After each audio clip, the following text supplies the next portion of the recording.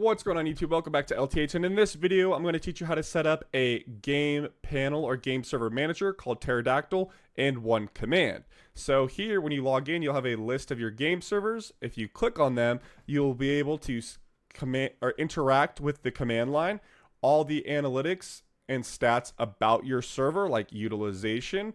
You can manage all your files, upload files, as well as do things like create backups and save backups locally just in case you ever lose your service or can no longer pay for it. So let's get on with the video.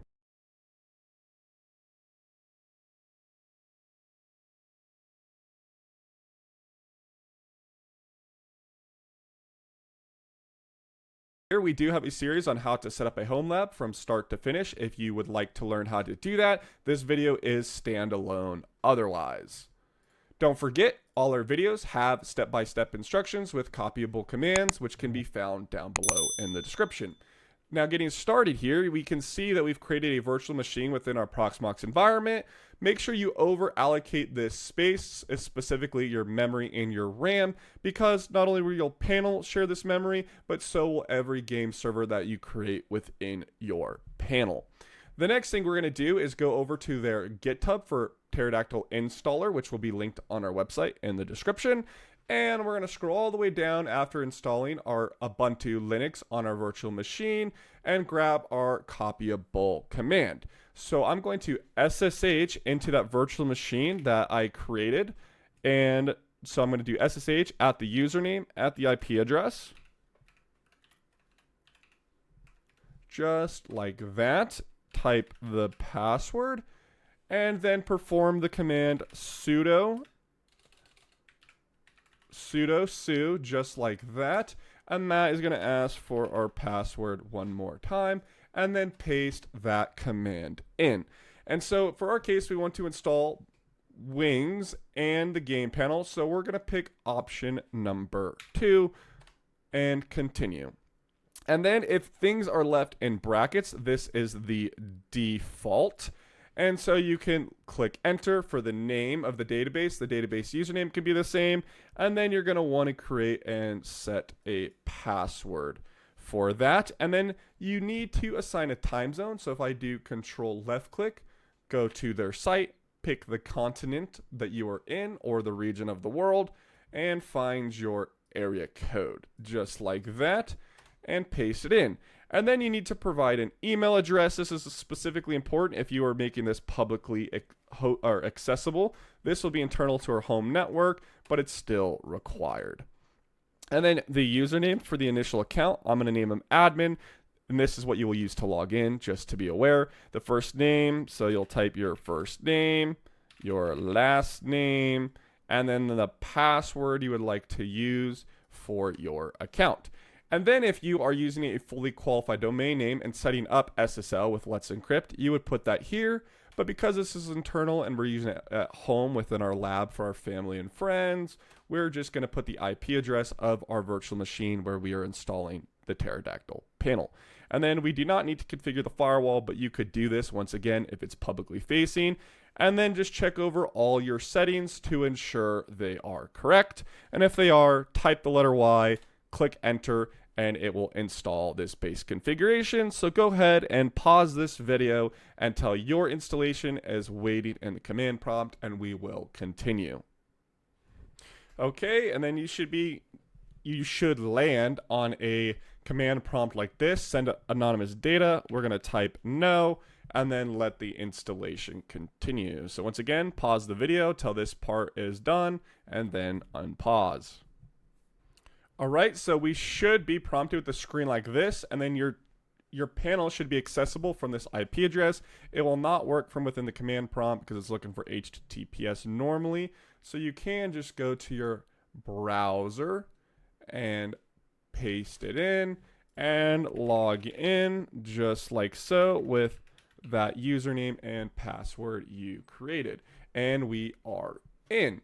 So if I go back to my command prompt and I read a little bit farther, it's up, but we need to continue with installing Wings. So we're going to click yes to install Wings and then give this a minute to install, and then we will have to do a couple more things, but we're getting very close. So do you want to automatically configure the firewall? No. Do you want to automatically configure user for the database hosts? We can type no. Do you want to automatically configure HTTPS using Let's Encrypt? No, because this is private. And then yes, we'd like to proceed with the installation. And so once again, pause the video, tell this is done, and then come back. Okay, so once we're done, we should see a Wings installation complete. To continue, need to configure Wings with your panel and then refer to this documentation. So I'll control left click. And then in here it says, once you've installed Wings and the required components, the next step is to create a node on your installed panel. So remember, in the real world, you could have your panel only hosted on 1 or 2 machines, and then lots of nodes that would be used as the computing resources to host your game servers. And that is what Wings does. It allows you to connect all these nodes to your game panel. Now, because we are installing all of it on one machine, that's why we're installing the panel and the nodes. If you are to do this in the future and you go through the install script, you would just click install Wings instead of the nodes, for example. So if we go under here, we go to your panel administrative view, select the nodes on the sidebar, and on the right side, click create a new button. So if I log, like we already logged in, I click the admin, and then I click over here, and I'm going to click nodes like the instructions say, but if I click create new, you must have at least one location. So it pushes us over to the locations menu, and I click create new, and I'm just going to do USA West, and that's where all these nodes would go within the US location West. And then I go back to the nodes tab, I click create new, and then I would name the node within the location of USA West, and this will be node 1. And then by setting a node to private, you'll be denying the ability to auto deploy this node. We don't want that, especially if you were doing this like in a hosting environment. And then we need the IP address of this machine to go in here. So we'll paste it, and then once again, because we're not using a public domain and we did not set up SSL, we are going to use the HTTP connection, not the SSL connection. And then over here, we have a couple things that we need to do. So you can see this is an MIB, not megabytes, not gigabytes, MIB. So an MIB is essentially 953.67 megabytes. So if I would like to allocate my memory to here, I would actually type in here 6675.718 to get exactly 7 gigs of RAM. Now, if I open up a calculator, and normally people think of 1024 as a gig and times that by 7, that would get you 7,168. So they are relatively off, not a huge amount, but for the purpose of being very specific and truly proper, so you do not over allocate memory, especially in the real business world, you want to make sure you use MIBs and not megabytes so you don't over allocate. And so the same principle is with disk space. I'm going to give this 25 gigs exactly. So it's going to be 23,841.85. And then in here, or excuse me, we missed one. Enter the total amount of memory available for the new servers. And then we need to essentially give it a memory over allocation. To disable checking for over allocation, you can enter -1. This would allow you to over allocate machines because, like, let's say you have 2 machines that have 1 gig each and your server only has 1 gig, but on average, each machine only uses a half a gig. You'd always have 1 free gig. But all of a sudden, the first machine needs to use 1.5 gigs. It would over allocate from its assigned 1 gig, but you wouldn't crash because the second one was only using a half a gig. I hope that made sense, right? But if we enter 0, it will prevent us from creating new machines if it were to overload the node. So we are going to type 0. We don't want to overload our node. If there's no memory to allocate, we can't create a server on this node. That's just the reality. And then the same thing with the disk, 0. I will not allow it to create a new node if it's going to use more storage than we have available. and then I click create a node, and the disk must be a number. It's probably because I have that in there. Oh, and it switched over. It kicked my connection from SSL back over from HTTP. So get rid of the comma. You can use a period here, and then click create node, and you're good. So over here, we need to assign allocations to this node, node 1, as we can see. So what we're saying is, hey, these are all the IP addresses that are assigned to this physical server. You may have multiple available to you, and we need to let Pterodactyl know that so it can give people these IP addresses. And then if you'd like to assign a default alias to this IP address, you can. And then we need to now allow ports that can be assigned to this IP address based on games. So the ports you're going to put in here will depend on the games you are hosting. So for instance, Minecraft Java uses 27015, and then you could go, I think, as in 1,000 port range roughly. So we'll do 2800 just like that. So this server could assign the IP ports of 27015 through 28100. Adding more than 1,000 ports in a single range at once is not supported. So that's my bad. I wasn't paying enough attention to my numbers. So we'll do 27015 through 27999 and click submit. And oh my goodness, it keeps kicking me out and around. So we're just going to add 27015 for now, but there you go. So if we go to configurations, we can see the settings and about this node, and then the disk space allocated and the memory that's been allocated. So you can kind of keep an eye on your nodes, okay? So what we need to do now is go back over to our settings, because we've now created our node. And then after you've created the node, you're going to click on it, or you're going to click on it. There will be a tab called configuration, and we are going to copy the information. So within here, if we go to the configurations tabs, you can paste this information into the configuration file, which the file should be placed in your daemon's directory, root directory here, and the file will be called config.yml. That's also mentioned here. So we could do this and do nano, right click, and then /config.yml, click enter. And then within here, I'm going to paste all these goodies like so, and then click Control X, Y to save, and enter.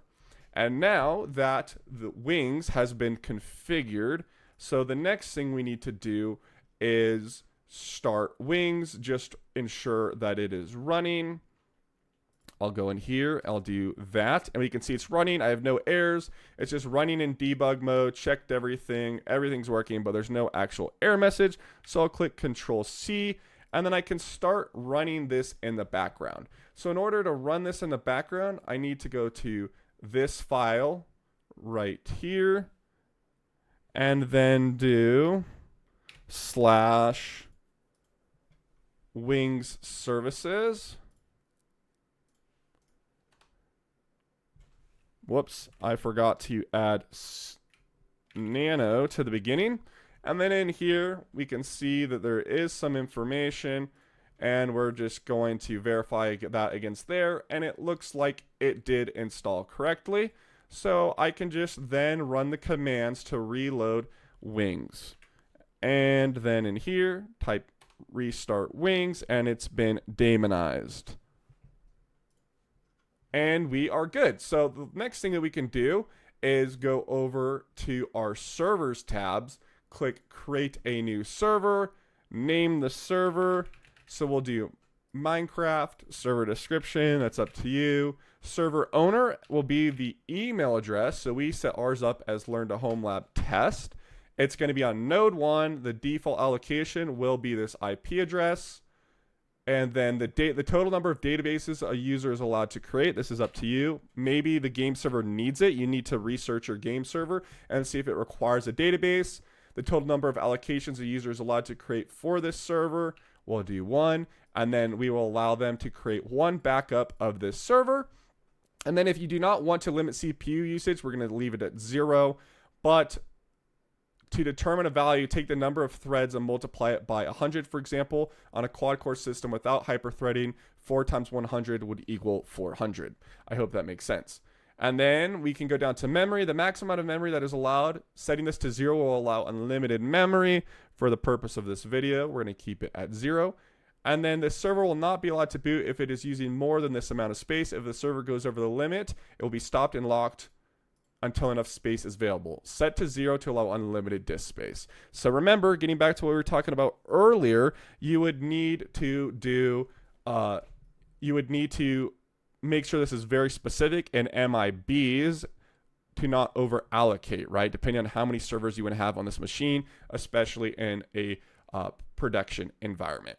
And then we're just going to nest a configuration. We're going to do Minecraft, but you could do like source engines and then grab the eggs. We're going to do vanilla Minecraft, Java, the latest Java. And then in here, the startup configuration can be set to whatever. In this case, I'm actually going to set this to 2048 for 2 gigs on startup, and then the latest version, and click create server. And then it's going to start installing this server. So we're just going to give it a minute to install. Okay, so after a couple minutes, I just reloaded the website and we can see that it is running and that green banner is gone. And then if I just click Pterodactyl at top, go to the game page, and then in here, we can start this server by clicking start, and then see it's going to run through its process and start the server for us. And then we need to accept the user agreement of Minecraft, specifically for this game, and other games might have that. So just make sure you're aware of that instead of leaving this page and then coming back and your game server never started, right? So we're just going to give this just another moment to start up. Okay, and then so once our server is running, we're going to just try it out. So let me go ahead and launch Minecraft and let's try to log into this server with the IP address shown right here. Okay, so now we're in Minecraft and I just typed in the IP address of our server with that point number, and I'm going to click join server. And we are in. Look at that. So now you know how to set up Pterodactyl panel, and specifically in this video we showed Minecraft, but if you go in there or look through their documentation, which will be linked on our website, you can host tons of different game servers and Steam OS game servers, right? Steam CMD game servers. So appreciate you for watching this video. Thank you for watching, and subscribe and stay tuned for another video.